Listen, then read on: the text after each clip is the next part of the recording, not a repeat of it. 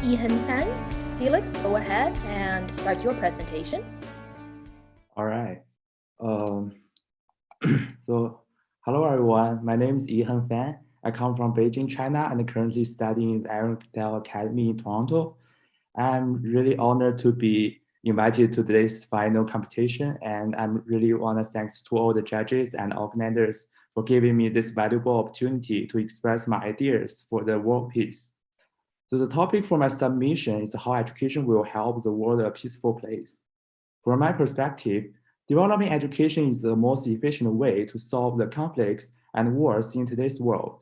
I have done lots of research on the world peace topic while I was writing my essays, and I sum up three main points why education is effective for the world peace. Firstly, education will improve the awareness of anti-war by passing correct values to people. No one is born with hate, no one is born a racist.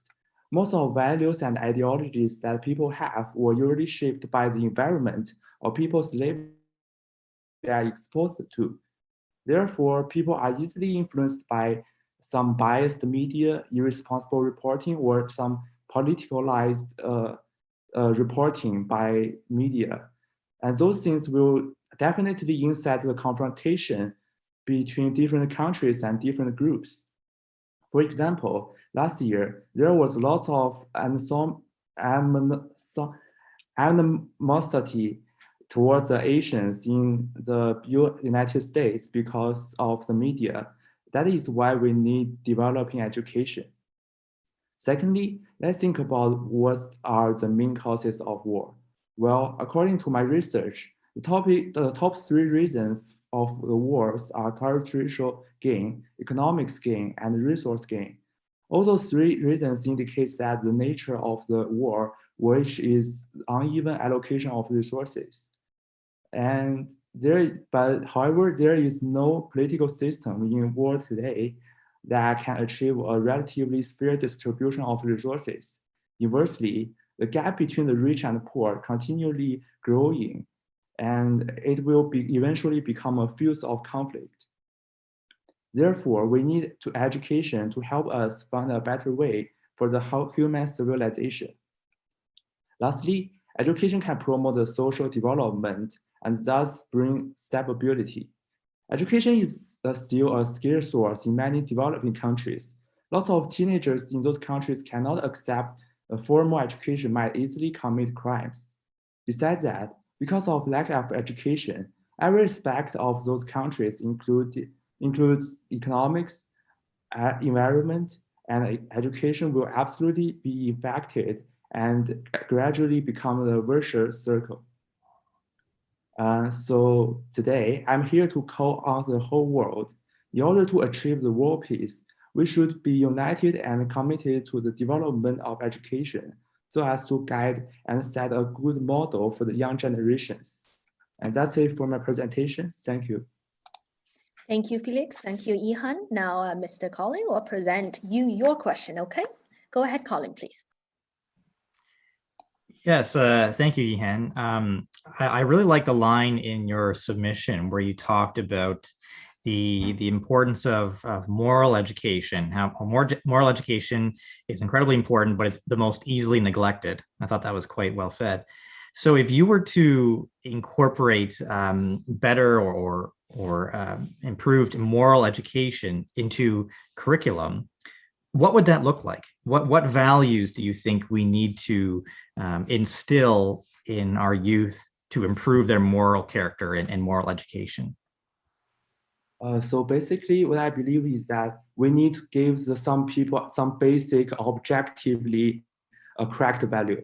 You know, there's like I know in Western education system, the people are always being encouraged by to like do some critical thinking, but sometimes there's some things that is objectively correct, and so that we need to promote those things, such as respect the science and respect the other race, something like that. Things like that, because like there's